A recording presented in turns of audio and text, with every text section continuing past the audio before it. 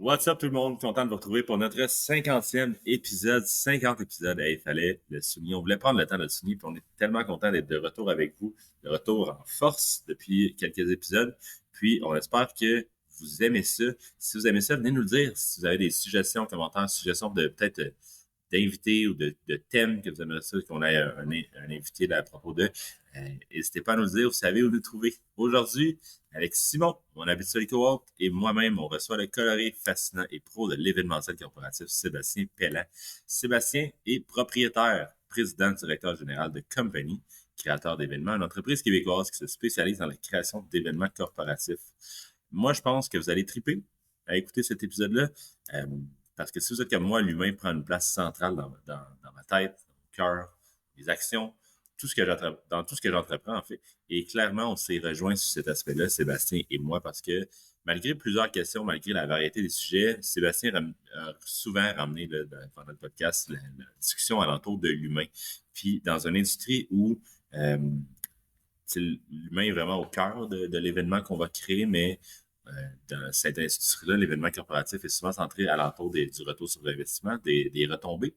Et je trouve que Sébastien ramène vraiment l'humain au cœur de la discussion avec brio et que c'est nécessaire. Bref, c'est vraiment intéressant, que ce soit pour avoir le meilleur bout dans votre prochain événement, la prochaine foire, savoir comment avoir les bons objectifs quand vous créez un événement corpo ou juste simplement les trucs pour créer un événement qui va être mémorable, un événement qui a une belle résonance. Sébastien, c'est vraiment un gars pour ça.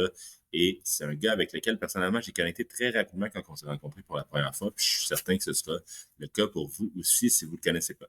Sans plus tarder, je vous laisse à votre écoute. N'hésitez pas à nous mettre un petit like, follow sur YouTube, Spotify ou Apple Podcast, la plateforme de votre choix, la plateforme que vous nous écoutez, parce que ça nous aide vraiment, si vous aimez le podcast ou l'épisode, ça nous aide à le faire connaître. Ça nous donne la petite tape dans le dos pour nous montrer, que vous pouvez nous donner pour nous montrer votre appréciation.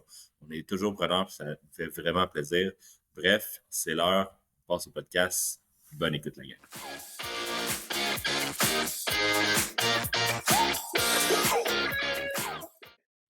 Tu t'en vas faire un événement en France? Ouais, je quitte le 17, j'arrive là le 18, puis j'ai un événement à l'hôtel de Shangri-La sur Paris. Ouais. Donc, toi, ça n'arrête pas, là. Tu viens de sortir de 2 événements aussi. Tu veux commencer par parler de ça? Tu avais un événement Oh, mercredi et jeudi, on est vendredi. oui, effectivement. Ben écoute, mercredi, il y avait le montage d'un salon d'exposition à Saint-Hyacinthe. En simultané, il y avait le montage d'un événement au Théâtre Paradoxe et le déploiement de l'événement au Théâtre Paradoxe se faisait le mercredi soir aussi. Fait que, puis après ça, ben, mercredi soir, je suis sauté dans l'auto, je suis retourné à Saint-Hyacinthe pour y faire dodo. Puis on avait un événement, on avait le salon d'exposition qui se déroulait hier, jeudi. Fait que c'est ça. C'était un peu du back and forth là, entre J- les deux, mais bon. J'ai pas le même background événementiel que toi, Sébastien. J'ai eu la chance d'en faire 2, 3 quand même. Ouais. Faire un événement, ça prend du temps. Comment que t'en fais 2 en même temps? Ben, c'est parce que c'est sûr que c'est préparé en amont, puis que je suis pas tout seul là-dessus non plus, clairement. Tu sais, je peux pas me diviser en deux. Il y avait une équipe qui préparait à Montréal parce qu'il y avait l'installation du gala à faire. Il y avait du mobilier qui était livré, etc., etc. Fait qu'il y avait quand même une équipe qui supervisait à Montréal, au Théâtre Paradoxe, alors que moi, j'étais en partie le départ au matin avec une coordonnatrice pour l'installation du salon. Puis elle a fait une supervision de l'installation des exposants et c'était que le montage le mercredi à Saint-Hyacinthe. Fait que ça facilitait les choses avec, bon, au téléphone, on s'envoyait des textos, voir ce qui en était, tu sais. Mais clairement, le core, c'était vraiment le gala de la fondation qui se passait le mercredi soir. Il fallait vraiment avoir plus d'effectifs puis plus de personnes qui étaient sur place. Donc là, retournons à la base pour ceux qui n'ont pas d'expérience là, en Oui. événementiel. C'est quoi les grosses étapes pour mettre en place un gros événement? Ben, première, la pierre angulaire de tout ça, moi, je pose toujours la question, pourquoi tu fais ton événement? Il faut vraiment partir sur une base à voir c'est quoi tes objectifs, qu'est-ce que tu vas atteindre comme objectif, qu'est-ce que tu veux faire, puis qu'est-ce que tu mets en place pour atteindre tes objectifs. comme n'importe quelle production, comme n'importe quelle réalisation de projet, il y a 3 pierres angulaires. Dans tous les projets, il y a le budget, il y a le temps et il y a les éléments que tu veux mettre en place dans ton projet. Et naturellement, il faut que tu crées une priorité par rapport à ces 3 éléments-là. Est-ce que tes décisions vont être basées sur le budget ou sur les éléments ou sur le temps ou puis quelles seront les priorités? 1, 2, 3. Fait qu'à partir de là, tu vas pouvoir aussi baser tes décisions là-dessus. Tu vas aussi de base penser à ta réflexion de l'atteinte de tes objectifs. Puis là, quand je parle des objectifs, je parle, c'est des KPI, des KPI, effectivement, savoir qu'est-ce qui va faire que tu vas pouvoir quantifier que ton événement a été un succès. Est-ce que c'est juste le cash? Est-ce que c'est la satisfaction de tes participants, le nombre de partenaires financiers que tu vas aller chercher, la répercussion sur les réseaux sociaux? Il y a plein de trucs qui peuvent être quantifiables. Puis aussi, pour pouvoir bien baser ton quantifiable, il faut que tu assures aussi que tu aies fait une réflexion intelligente à savoir quels sont les besoins de toutes tes parties prenantes dans cet événement-là. Souvent, on pense que, bon, OK, je sais pas, moi, on fait un événement et on pense, je te dis, bon, exemple, on fait un congrès. Puis dans le congrès, on dit, ben, OK, ben parfait, on va organiser un salon d'expo, on va faire ci, ça, pour que ça puisse correspondre aux besoins puis aux attentes du conseil d'administration. Là, il pense juste au conseil d'administration. Mais tes parties prenantes, c'est tes participants, ton conseil d'administration, la direction, les partenaires financiers, les médias, s'il y a une intervention. Fait qu'il faut que tu penses à toutes ces parties prenantes-là pour pouvoir structurer ton événement. Mais ça, c'est juste à base, là. On n'a pas rien fait encore. On a réfléchi. J'ai l'impression, justement, juste pour banter sur ce que tu dis, que la majorité du temps, sur les événements, les gens, ils focusent beaucoup sur le en haut, mais pas assez sur l'en bas. Puis c'est un petit peu ce que tu es en train de dire, là, mais est-ce Ouais. que c'est ce que, dans le fond, est-ce que dans tes collaborations antérieures, là, des entreprises avec lesquelles tu as fait affaire, est-ce que cette partie-là est souvent oubliée? Parce que j'ai l'impression que toi, tu as comme cette mentalité-là de le ramener et de le mettre le focus directement en partant de si tu veux un événement réussi, il faut que tu penses à qui ça s'adresse à la base. Oui, exactement. Je te dirais que beaucoup d'événements, j'ai eu à travailler sur des événements où il n'y avait pas récemment une réflexion stratégique qui était faite globale, du moins, où tu sais, à ce moment-là, on se retrouve à être comme je dis, être un faiseux d'événements. Donc, c'est comme, on fait un événement, on est 300 personnes, on a tel repas, mais tu sais, sans vraiment savoir de quoi, de comment, de pourquoi, où tu t'en vas avec ça. Puis c'est pour ça que moi, la différence avec les services que j'ai commencé à offrir à l'agence, c'est pour ça que ça s'appelle compagnie créateur d'événements. On se trouve à créer un événement. On fait pas un événement. Je suis pas d'accord. Ben, tu sais, ça arrive. Il y a des mandats pour lesquels je fais un événement parce qu'il n'y a pas nécessairement l'ouverture, sauf que en même temps, dans une première édition, il n'y a pas l'ouverture, mais sournoisement, j'amène des petites modifications, puis j'amène des réflexions où ils se rendent compte qu'effectivement, il y a peut-être à gagner grandement de backtracker et de pas se dire, ça fait 15 ans qu'on fait un cocktail, on fait un cocktail avec la même place, la même bouchée, le même musicien. Mais moi, je suis comme un enfant de 4 ans. Pourquoi? Pourquoi on fait ça?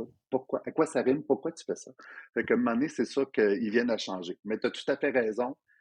Les gens ont souvent tendance à dire, des fois, ils m'approchent, j'ai réservé une salle, ça se passe telle date, puis tu sais, c'est comme, ah, OK, parfait, mais ça correspond à tes besoins réellement? Qu'est-ce que tu fais? Pourquoi tu le fais?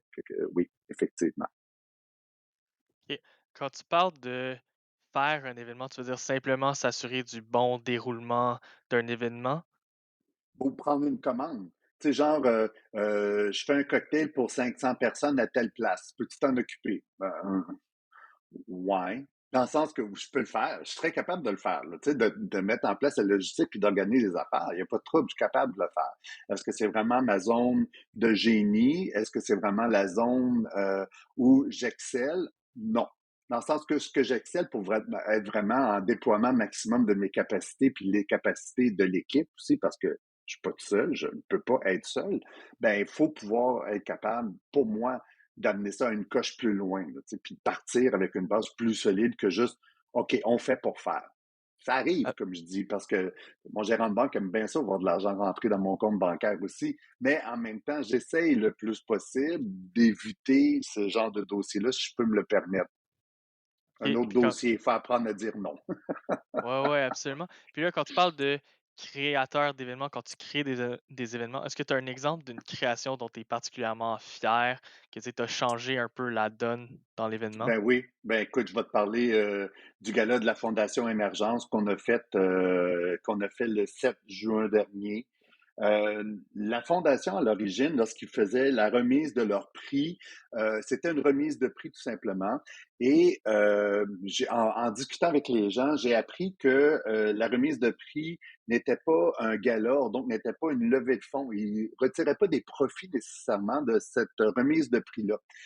Bon, donc, moi, ce que je leur ai offert, parce que je fais partie de la communauté LGBTQ aussi, je leur ai offert un service conseil gratuit, un bloc de 10 heures de travail pour amener une réflexion, puis changer cet événement-là de remise de prix en un gala de remise de prix avec une connotation financière aussi. Donc, amener à aller chercher des partenaires, à aller revoir le pacing, à dynamiser l'événement, à ajouter une billetterie, puis ça s'est fait pas entièrement parce que naturellement, dans n'importe quelle modification, il faut y aller baby step, petite étape, petit pas par petit pas pour que toutes les parties prenantes s'adaptent aussi à ces changements-là. Mais tu vois, le résultat est que tout le monde a trouvé, en tout cas, ce que j'ai lu sur les réseaux sociaux, puis les commentaires que j'ai eu des participants et des clients, surtout les gens de la fondation, tout le monde était vraiment comme enthousiaste, était ultra content des résultats du final et tout.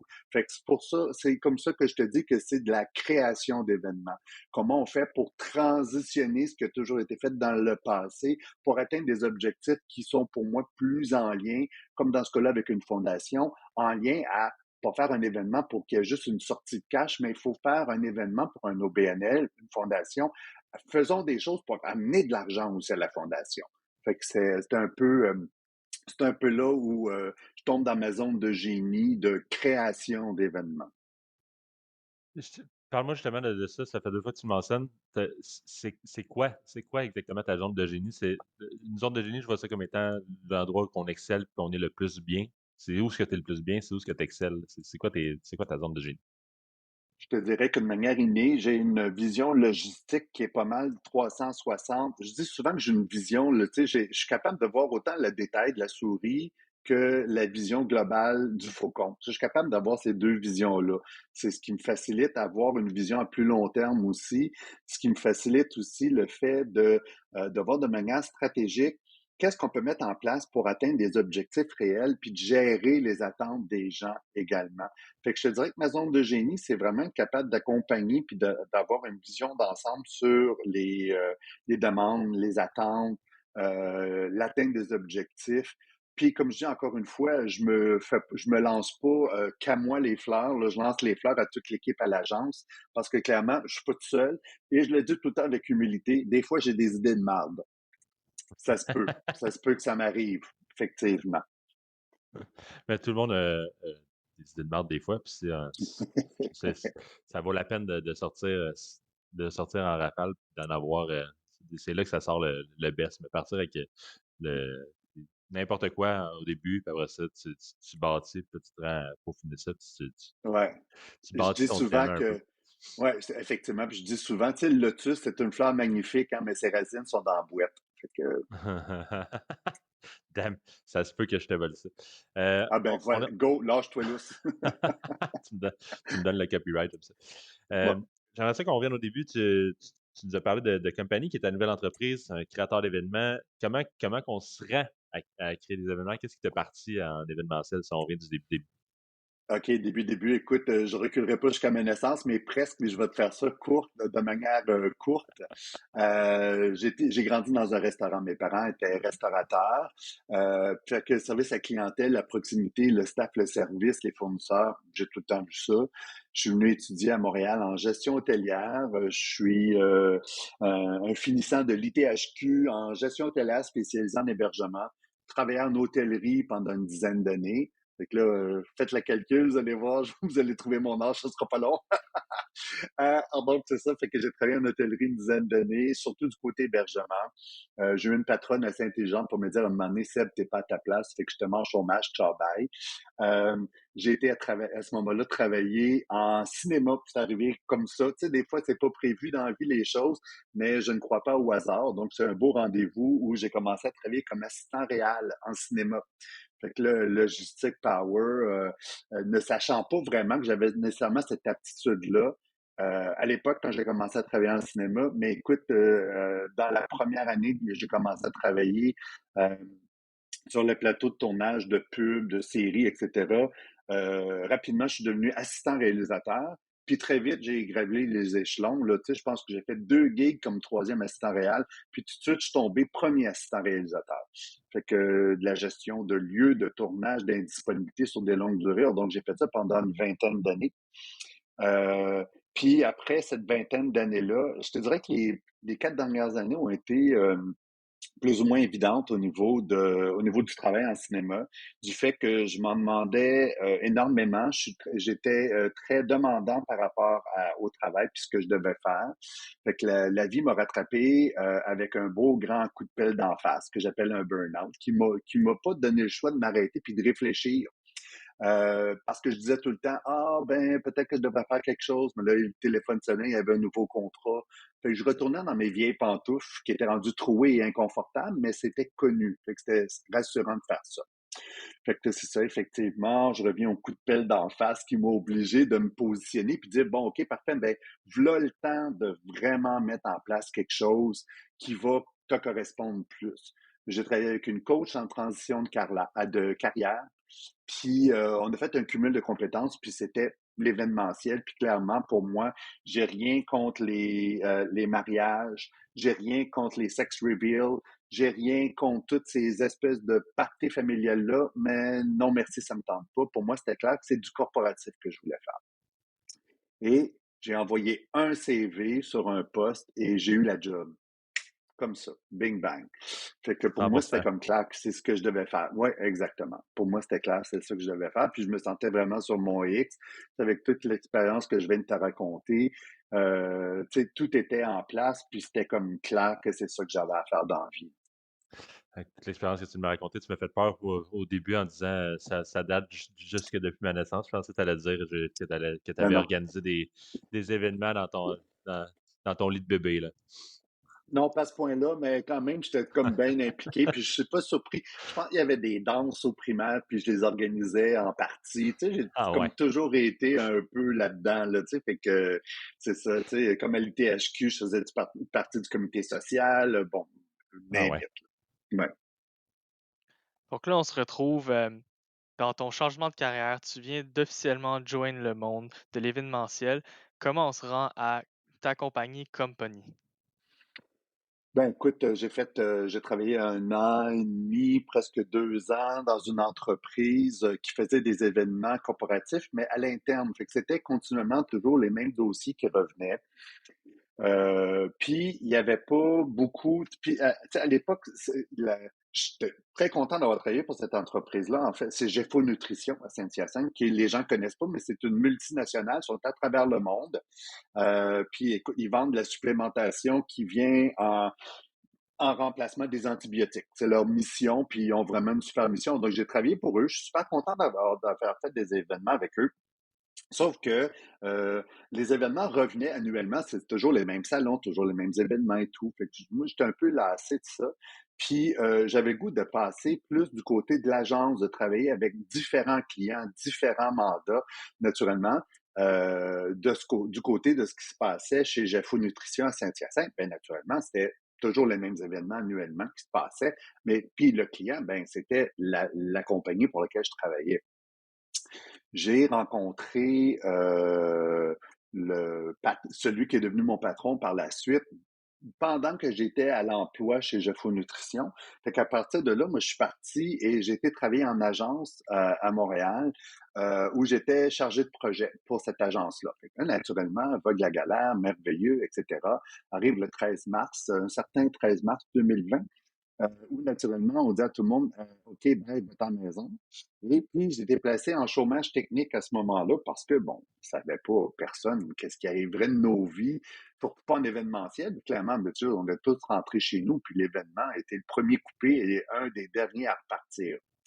Fait que, bon, moi, j'ai commencé à faire un peu de bruit sur LinkedIn. Maintenant, je fais beaucoup de bruit sur LinkedIn. Il y a plein de monde qui me parle de mes posts. En tout cas, pardon, je ferme ma parenthèse à partir. Et lorsque j'ai monté un congrès pour le Conseil interprofessionnel du Québec quand j'étais à l'emploi de l'agence pour laquelle j'étais. Et une des directrices générales de l'Ordre des évaluateurs agréés du Québec qui faisait partie du comité scientifique, donc qui est le comité d'organisation de contenu, un comité scientifique pour les gens qui se posent des questions.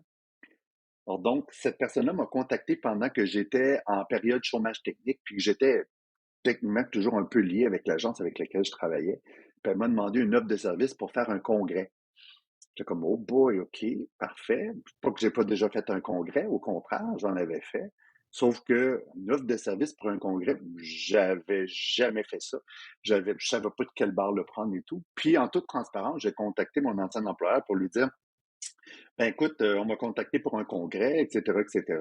Puis bon, ben, naturellement, comme j'étais encore un peu techniquement à l'emploi, fait qu'on a décidé de rompre les liens de travail pour que les choses soient franches, transparentes et claires. Puis c'est comme ça que ça a commencé. C'était pas dans les cartons, pas en tout que je parte une agence, là. Les étapes ont été plutôt drôles, dans le sens que, tu sais, au départ, le syndrome de l'imposteur, je me disais, bon, OK, je voulais plus faire de pige en cinéma, c'est pour ça que j'étais parti dans une job à temps plein ailleurs, tu sais, alléluia, j'ai plus besoin de me casser la tête.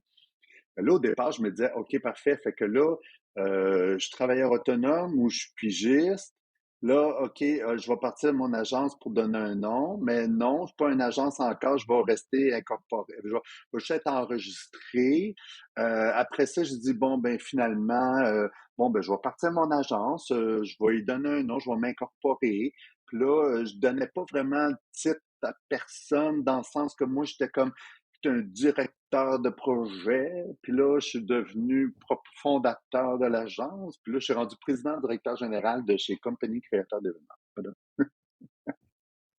Hey, félicitations. C'est un beau petit parcours. Ouais, ouais, ouais. Tout sont 3 ans. Ouais. C'est fou, ça. Euh, Est-ce que tout ça en 3 ans étant, justement, tu as dit que tu es parti pas mal pendant la COVID. Ouais. Est-ce que tu sens un renouveau depuis la COVID pour d'avoir. Moi, je sens une fin de contact là, depuis que la COVID est finie. Est-ce que tu le ressens de ton côté aussi en événementiel? Les gens sont contents de se retrouver, les gens se déplacent en événement aussi. On pensait, personnellement, moi, je pensais que le côté hybride des événements perdurerait, resterait, parce que, tu sais, on a coûté beaucoup au virtuel. La portion hybride est là, mais ça a tendance à vouloir changer. Les gens veulent de plus en plus en présence. Et oui, il y a une reprise comme pré-pandémie, qui étaient vraiment des années qui étaient très bonnes en événementiel corporatif. J'étais au centre des congrès de Saint-Hyacinthe, puis c'est ce qu'ils disaient, eux autres, ça déborde, ils sont pleins, pleins, pleins de chez plein.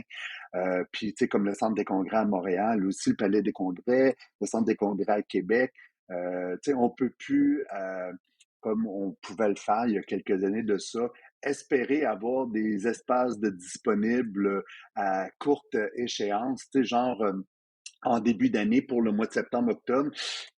Bonne chance. Bonne À chance, quand bonne le chance. centre des congrès Compagnie dans ce cas-là?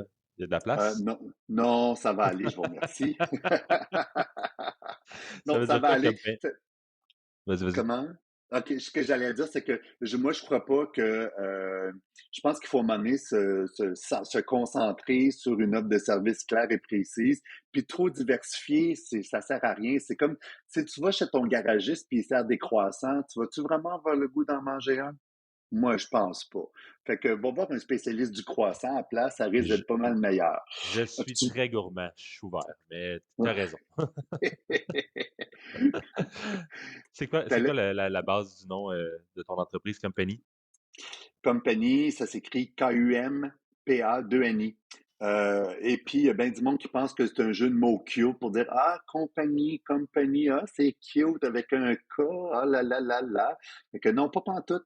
Je vous explique la petite histoire, c'est que j'aime beaucoup travailler en collaboration avec les gens. Fait que j'ai regroupé des gens proches, des artistes, des auteurs, des créateurs, des graphistes. On s'est regroupé à peu près 6-7 personnes en virtuel en parlant de c'était quoi que je voulais apporter comme différence? Qu'est-ce qui était important pour moi de travailler quand je travaillais avec les gens? Puis, on a sorti des idées comme ça, mais il n'y a rien qui flashait. Et mon chum, dans sa grande sagesse et intelligence, me dit, pourquoi t'en profites pas samedi matin? Fais-toi un petit café, installe-toi sur Google Translate, rentre des mots qui t'interpellent, qu'on a trouvés dans le brainstorm, puis regarde dans des langues étrangères. Tu vas peut-être trouver quelque chose de cool. Comme mon chum, à l'époque, travaillait en packaging et qui avait été approché par IKEA en Suède, je dis, tiens, je vais aller checker en suédois. Je ne vais pas trouver rien. J'ai regardé en finnois le mot partenaire, bang, compagnie. Eux autres, ils l'écrivent par contre 2P et un N, mais visuellement, je trouvais ça pas beau. Fait que j'ai décidé de l'écrire K-U-M-P-A-2-N-I. Je trouve ça plus cute. Alors, ça veut dire partenaire, puis c'est vraiment ce que moi je veux offrir, puis c'est pas juste ce que je veux offrir, c'est ce que j'offre aussi. C'est vraiment un partenariat avec les partenaires. Puis le partenariat, c'est pas que les clients, c'est les fournisseurs, c'est les gens à l'agence, c'est tout le monde. Tout le monde a des partenaires pour arriver à un objectif du client que tout le monde met la main à la pâte pour travailler ensemble, là. C'est un aspect, c'est une approche vraiment humain dans ce que tu apportes. C'est vraiment le fun de te demander justement qu'est-ce que va ressortir tous les acteurs de l'événement. Un des piliers de l'événementiel, c'est les salons. Mais les booths dans les salons, là, c'est extrêmement dull, c'est extrêmement mondain. J'ai le goût de brainstormer avec toi. Tu sais, tu Ouais. ferais quoi pour apporter la touche company à ça? Je te dirais, ben, pour un salon en général, c'est un truc. Pour un salon, là, tu veux parler plus d'un kiosque ou tu veux parler du Ouais, salon en tu sais, ton général? kiosque, c'est un client qu'il OK. y a un événement, c'est important pour Oui. lui, il Oui. veut vraiment ressortir. Clairement, avoir les bonnes personnes à ton kiosque. Ça, c'est super important parce que ces gens-là vont représenter ta compagnie. C'est sûr que si tu On envoies revient à quelqu'un parce l'aspect que humain.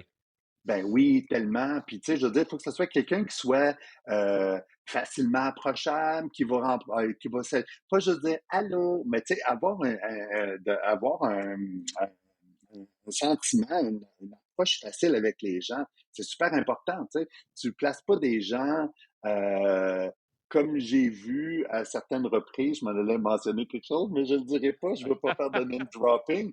Mais tu sais, souvent, je vois des gens, leurs kiosques, qui sont sur leur ordinateur ou sur le téléphone mobile, etc. Puis parce qu'ils n'ont pas personne à leur kiosque maintenant. Mais fais pas ça. Tu fais simplement démontrer à tes personnes que tu n'es pas disponible. Fait que les gens iront pas vers toi, tu sais. Fait qu'il y a ça pour dynamiser ton kiosque. Première chose, c'est ça. T'as pas besoin d'avoir un super gros setup. T'as pas besoin d'avoir le gros fond de scène ou la construction faite sur mesure pour ton kiosque. Oui, clairement, il faut avoir des éléments qui vont attirer l'attention, qui vont mettre en valeur ta différenciation, ton offre de service. Qu'en un coup d'œil, tu as compris ce que tu as compris ce qui arrive à ton kiosque. Puis, nombre de fois que je vois des roll-up ou des fonds d'écran, c'est comme, my God, il y a tellement d'informations là-dessus que, tu sais, il faut que tu accroches l'œil en 15 secondes. Là. C'est ça, il faut que tu fasses. C'est comme une pub à télé. Le monde, au lieu de zapper, si ta pub accroche, ta pub accroche. Mais c'est la même chose pour un kiosque. Il y a un investissement à faire là-dessus aussi. Si tu veux avoir un attrait, puis tu veux que tout le monde vienne à ton kiosque, clairement. Fait que ça, je te dirais que c'est comme les deux bases pierres angulaires importantes. Là. Envoie pas n'importe qui, puis affiche pas n'importe quoi. C'est bon, c'est comme tes offres de services personnels. Dans le fond, le spécialise-toi, sois clair, net et précis dans le message à ton kiosque aussi. Là. On reste en ligne. Ben, c'est une démarche marketing que de t'installer dans un kiosque aussi, là, tu sais, parce que clairement, c'est la même chose que quand tu fais du réseautage. Est-ce que tu vas absolument faire une vente au moment où tu vas être là? Peut-être pas. Si tu en fais, tant mieux. Mais tu es là pour rester top of mind, tu es là pour être vu de tes potentiels clients ou de gens qui vont te référer à d'autres personnes. Écoute, moi, dans les salons, je me promène tout le temps pour faire du suivi, voir comment les partenaires, les exposants vont, comment ça roule. Mais dans chaque salon que j'organise, quand je fais ça et je cours pas après, je sors tout le temps de là avec 3, 4 contacts de gens qui ont potentiellement besoin de quelqu'un, qui connaissent quelqu'un qui a besoin de quelqu'un. Mais ça, c'est pas parce que je suis assis derrière mon compteur d'inscription à être juste sur mon ordinateur à pas parler au monde. Au contraire, je vais me promener, je vais parler au monde. C'est le même que ça marche. Et que ça marche pour moi, il faut que ça marche pour toi aussi en arrière de ton kiosque. Fait que mets-toi un sourire d'en face, parle à ton monde.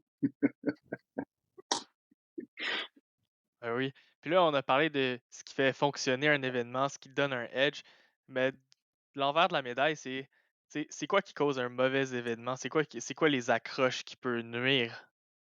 Ben clairement, de pas être à l'attention des besoins de tes participants. Si tu fais un contenu qui te fait plaisir à toi, mais toi, tu n'es pas le participant général, tu n'as pas été capable d'amener une diversité, un parcours spécifique selon les différentes clientèles qui sont approchées à ton événement, ben ça risque de pas trop marcher ou d'avoir un moins bon impact. Je pense que ça arrive encore que tu es capable d'attirer une clientèle avec un contenu général. Mais de plus en plus, il y a de plus en plus d'organismes que je vois qui offrent des parcours selon les différents types de participants.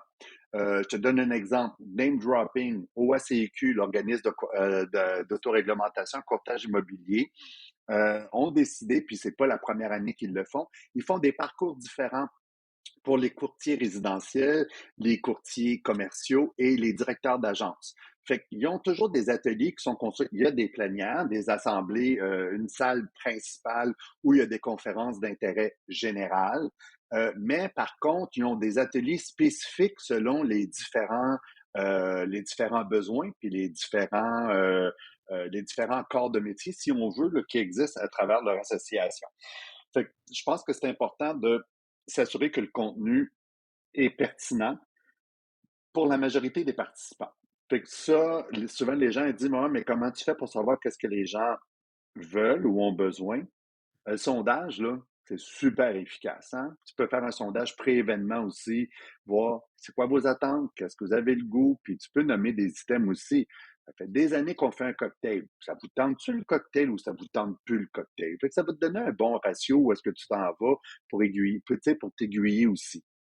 C'est sûr que c'est une portion il y a une portion d'apprentissage, il y a une portion de divertissement, puis de faire du wow pour faire du wow, si c'est pas rattaché à un contenu intelligent, tu sais, un feu d'artifice garoché de même de pétard dans le ciel, tu vas dire, ah ben, c'est drôle. Mais en même temps, à quoi ça rime? Si t'as une musique, t'as une publicité, t'as une mise en scène, il y a quelque chose qui te l'amène, qu'il y a une raison pour laquelle ton pétard, il explose, ben, tu vas avoir un intérêt, puis tu vas dire, ah wow, c'était donc bien génial, parce que c'est ficelé, c'est attaché ensemble. Un intérêt, une mémorabilité aussi. Les gens vont plus se rappeler que il y a eu un pétard nowhere. Tu t'en Exact. fous un peu. Là, c'est ça, alors que si justement il y a un storytelling là-dessus, Mm-hmm. puis qu'on sait pourquoi c'est fait, puis on en comprend la résonance, ben, c'est sûr Exact. qu'il y a une mémorabilité qui s'installe. C'est sûr que moi, mon approche événementielle aussi, puis là, je dérape un peu, mais en même temps, si tu fais pas ça, je pense que ça va chier, disons le mot. Pour moi, comme je viens du milieu du cinéma aussi, pour moi, j'ai besoin, comme tu parlais, du storytelling. Tu sais, il y a une histoire. Il faut que tu penses à ton héros qui arrive, qui rencontre un génie, qui fait vivre une expérience, puis que ton héros sort de là, puis est comme dans Oh my God, c'était donc bien génial. Ben, un événement, c'est la même maudite affaire. Puis, un événement, il y a du avant, il y a du pendant, il y a du après. Le monde pense un peu au avant, beaucoup au pendant, et là, après, ça vient de s'évanouir. Alors que tu viens d'investir un montant d'argent quand même assez imposant, tu as embauché un photographe, tu as dit, oh non, pas besoin de vidéaste, c'est trop cher, mais tu te ramasses avec plus de matériel promotionnel pour faire vivre ton événement encore après ton événement et pouvoir utiliser ce matériel-là en promotion pour tes années qui vont venir, pour tes prochaines éditions. As-tu Storytelling, marketing, tu sais, c'est tout.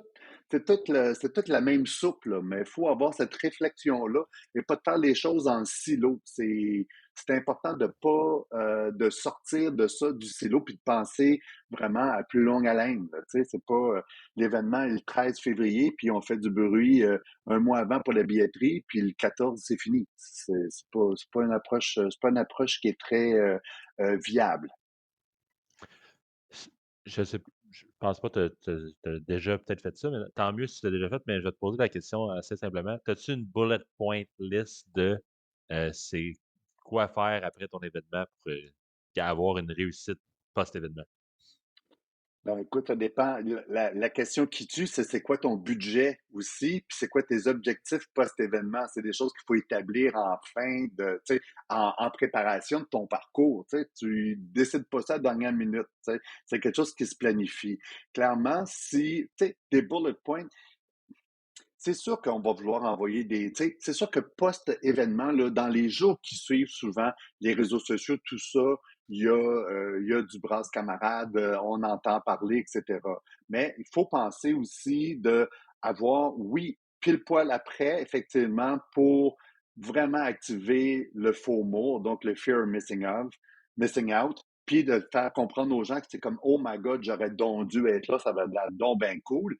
Mais dans le temps, il faut repenser à replanter des graines aussi pour rester top of mind. Tu sais. Clairement, je suis pas une firme de communication, je suis pas une firme de marketing. Puis clairement, nous autres, quand on a cette approche-là avec un déploiement plus imposant de communication marketing, bon, on prétend pas être capable de le faire. Moi, je peux te faire une base, mais je suis un expert là-dedans, mais pas en tout. Je peux-tu te référer du monde qui sont hot? Mais que je peux le faire. Puis je vais le faire aussi si je veux vraiment que ça arrive, ça coche. Sauf que, c'est quoi la quantité de cash que tu es prêt à allonger? Puis es-tu capable de voir la valeur ajoutée de faire affaire avec une firme spécialisée là-dedans aussi? Pour pouvoir faire vivre ton événement plus loin dans le temps, qui va te permettre aussi de garder une certaine clientèle active qui va dire présent dans ta prochaine édition de ton événement. Fait que ça répond à ta question, ça? Absolument, absolument. T'as-tu, on- allons ailleurs, là, mais en même temps, en restant à la même place, l'événementiel. C'est quoi ton grand dada de l'événementiel? Eh boy, mon grand dada, what a question, what a question. Euh, Mon grand dada. C'est sûr que tout le côté déploiement artistique, tu sais, je viens du milieu du cinéma hein, aussi, puis là, je Ouais. fais un aparté parce que je dis, oui, c'est sûr que tout le déploiement artistique, le visuel, ce que ça a de l'air, les cues de lumière, les entrées sorties de scène, que ça roule, que ce soit un pacing normal, que ça soit fluide et tout. C'est sûr que pour moi, en venant du cinéma, c'est quelque chose, il faut que ça roule, tu sais, il faut que ça roule, il faut que ça drive. Puis j'essaie de plus en plus de me détacher, de ne plus faire le show call qu'on appelle, donc d'être à la régie, de donner les cues, d'activer les affaires. Eh bien, de la misère. À chaque fois, j'ai un partenaire en audiovisuel qui rirait de moi à m'entendre aujourd'hui, qui dirait, ben oui, tu dis tout le temps que tu n'en fais plus de show call, puis tu fait tout le temps. Mais c'est ça, sur des choses, je n'essaie de plus les faire. Mais c'est sûr que j'ai de la difficulté à me garder une distance par rapport à ça, mais j'essaie de le plus le faire. Je te dirais que vraiment mon dada puis ma zone de génie, vraiment, tu sais, une zone de génie personnelle, là, tu sais, c'est vraiment les liens avec les gens. Pour ça, moi, je suis chanceux. J'ai vraiment, comme ma première coach d'affaires me dit, elle dit, toi, Sébastien, tu as un charisme de feu. Quand les gens te rencontrent, je comprends pas le monde qui t'aime pas. S'ils t'aiment pas, t'es bien content de pas faire affaire avec eux autres. Tu sais, fait que je dis, parfait, c'est Tigidou. Fait que je te dirais que c'est peut-être dada, force tranquille, existante, j'ai pas eu besoin de faire quoi que ce soit. Puis je te dirais aussi qu'au niveau, une force vraiment qui est très présente, c'est vraiment la logistique. J'ai pas mal un esprit de synthèse logistique. Je te dirais pas à toute épreuve. Il y a peut-être du monde plus hot que moi, mais on n'en connaît pas beaucoup. Ouais, en plus, tu rajoutes le côté stratégique à ça justement de t'es pas une firme de communication marketing, mais tu viens euh, dire à tes clients, hey, il faut que ça, puis ça soit fait aussi pour que tu aies la vision 360, que tu aies une longévité. Puis je pense que ça, c'est extrêmement un package bien 360 comblé qui vient combler les choses comme tu as dit. C'est quoi, selon toi, les tendances futures en événementiel? Tu vois ça déplacer comment? de plus en plus, l'éco-responsabilité prend vraiment plus de Oui. place. Puis, alléluia, ça aurait dû être fait il y a 30 ans de ça. Fait que c'est clair que ça doit être mis de l'avant. Ça doit être mis en place. Il faut faire des choix, des sélections. Puis le travail qu'on a comme organisateur d'événements, c'est d'amener nos clients vers ça aussi, de plus en plus. Dans mes événements, j'essaie de ne plus imprimer de documents, de programmes, de menus. Écoute, il y a codes QR qui existent depuis je sais plus combien de temps, qui reviennent de plus en plus. Finalement, le monde se réveille à l'utilisation des codes QR. Des plateformes qui existent sur téléphone, des applis mobiles qui existent pour l'événementiel, pour la retransmission, pour l'échange de contacts. Tu sais, les cartes d'affaires, il y a une couple d'années, c'était très populaire. As-tu une carte d'affaires, toi? Non, hein? Ben, moi non plus, j'en ai pas. Fait que tout ça pour dire que, tu sais, les choses s'abandonnent parce que ça fait plus de sens. Mais je te dirais que beaucoup l'éco-responsabilité. Puis j'espère aussi que les gens vont arrêter de refaire toujours les mêmes maudits événements sans réfléchir à quoi ça rime. Voilà, je l'ai dit. Attends, tu voulais pas faire du name dropping avant? On s'aventure dessus sur un ou deux là-dessus, non? No, no. J'ai appris, je te dirais, dans ma vingtaine, là, je t'aurais descendu une liste de noms pas possible. Mais maintenant, dans mon âge vénérable, j'essaie d'apprendre de me faire ma gueule un peu parce que j'ai tendance à parler trop vite. Excuse-moi, là, ma question me faisait penser à un intervieweur du 7 jours. Là. Hop, name dropping ici. Non, mais désolé, sans la présence de mon avocate, je ne révélerai aucun nom. Better safe than sorry. Oh yes.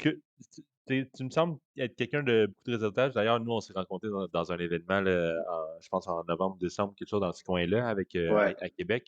Puis tu parlais tantôt de l'aspect d'être dans des événements, puis de faire tout le temps un 3-4 contacts. Je pense que tu me sembles être quelqu'un que non seulement tu veux aller avec tu as cet aspect-là humain dans tout ce que tu fais, là, puis c'est revenu souvent aussi avec l'aspect partenaire et tout ça. Puis je pense qu'il y a l'aspect humain de vouloir connecter aussi. Est-ce que dans est-ce que je veux t'amener vers une question par rapport à tes leads, par rapport à les ventes que tu fais, toi, tes clients, est-ce que c'est beaucoup justement dans ces réseautages-là? Est-ce que c'est par référence? Est-ce que c'est d'autres manières? Comment tu fais tes leads pour aller chercher tes clients? Toutes ces réponses sont bonnes. Voilà. Non, je te niaise. Je vais extrapoler un peu. C'est sûr que c'est un grand trap que j'ai. C'est ça, je vais t'en parler un peu plus.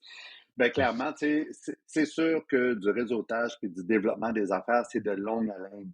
C'est comme, tu sais, quelqu'un le comparait des fois à un potager. C'est pas parce que tu sèmes une graine aujourd'hui qu'elle va nécessairement pousser dans la semaine prochaine. Elle peut peut-être se réveiller l'année prochaine. Fait que, tu sais, c'est jamais perdu. Il faut entretenir les liens. Je pense que développement des affaires, marketing, c'est tout lié ensemble. Tu sais, il faut que tu sois présent. Les réseaux sociaux, clairement, comme moi, ma clientèle est corporative, mais clairement, de ne pas mettre une emphase de marketing ou de présence sur LinkedIn, je serais un peu niaiseux de ne pas le faire. Parce que clairement, la clientèle corporative puis les gens qui sont prises de décision sont la plupart sur le réseau LinkedIn. Et LinkedIn, c'est pas un site de CV beige brun, un peu ennuyant. C'est une plateforme qui prend vraiment plus d'ampleur avec des contenus vraiment intelligents et vraiment intéressants. Fait que le développement des affaires se fait, oui, en réseautage, oui, sur LinkedIn, dans des événements, les gens parlent, la présence sur les réseaux sociaux fait que ça stimule ça stimule les gens du fait que je reste top of mind. Tu sais, j'ai parti à brûle pour point au départ. Tu sais, tu fais SRA, tu sais, on parlait de marketing, de communication, clairement. J'ai appris moi-même à le faire au départ. C'est pas ma zone de génie, maintenant je le fais faire, en toute humilité, avec des gens qui sont beaucoup plus compétents que moi. Mais je pense que c'est ça. La première coach marketing que j'ai eue, elle me disait tout le temps, petit, constant, longtemps. Donc, de petites actions de manière constante dans le temps. C'est comme ça que tu arrives à quelque chose. C'est une approche marketing, mais les ventes, c'est marketing. Et le marketing, c'est de la communication. Et c'est des ventes. Fait que tu peux pas les traiter de manière isolée, là. C'est pas possible. Tout ça, ça va dans le lot ensemble, là. C'est des amis qui se tiennent même plus que main par la main, je te dirais qu'ils sont même un peu symbiosés et attachés par la hanche. Tu l'as dit un peu plus tôt, tu fais du Pardon. bruit, tu fais beaucoup de bruit sur LinkedIn maintenant. C'est quoi ton ton de voix? C'est quoi ton message que tu essaies de faire passer dans ta communauté LinkedIn? What you see is what you get. Dans le sens que si tu viens faire ce que tu vois, ce que tu entends sur LinkedIn de moi, c'est ça que tu vas avoir en relation de travail avec moi. Je suis pas. Des fois, je suis trop transparent, mais qu'est-ce que tu veux? C'est ça qui est ça.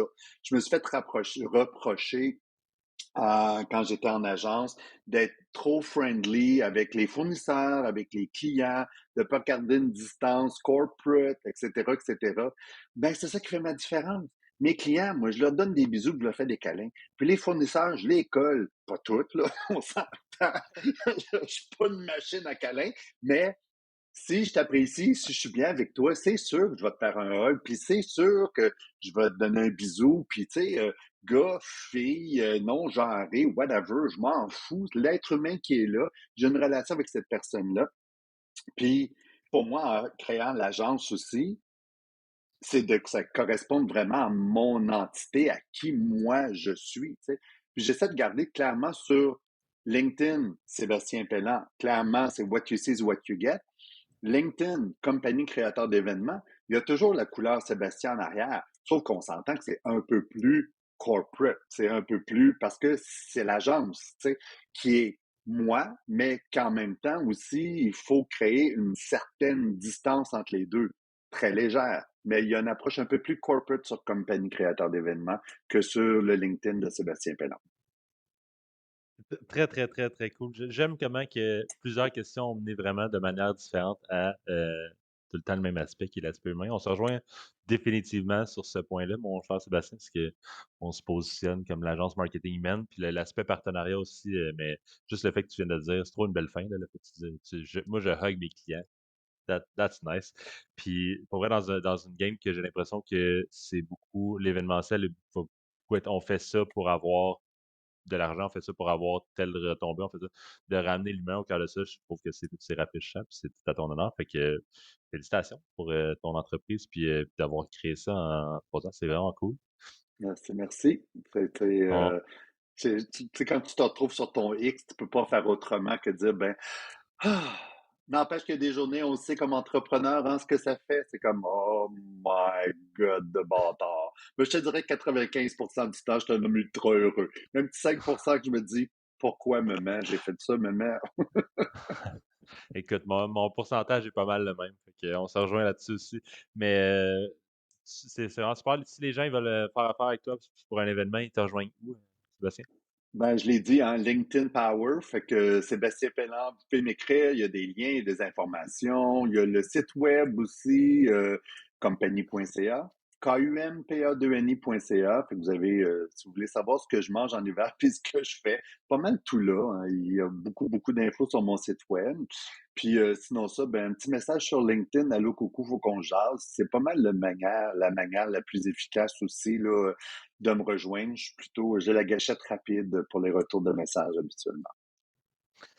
Fait qu'allez envoyer un petit message à LinkedIn à Sébastien, il va vous dire un petit coucou, c'est sûr. Puis ouais, c'est une super belle énergie. Merci encore d'avoir participé au podcast, mon cher Sébastien. Merci de l'invitation, c'était un plaisir. Merci à Simon, merci à toi, Jean-Michel.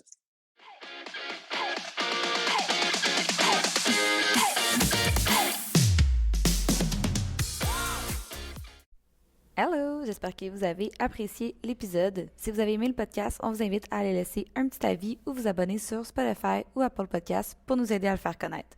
On se voit la semaine prochaine pour une autre belle conversation avec un nouvel invité. À bientôt!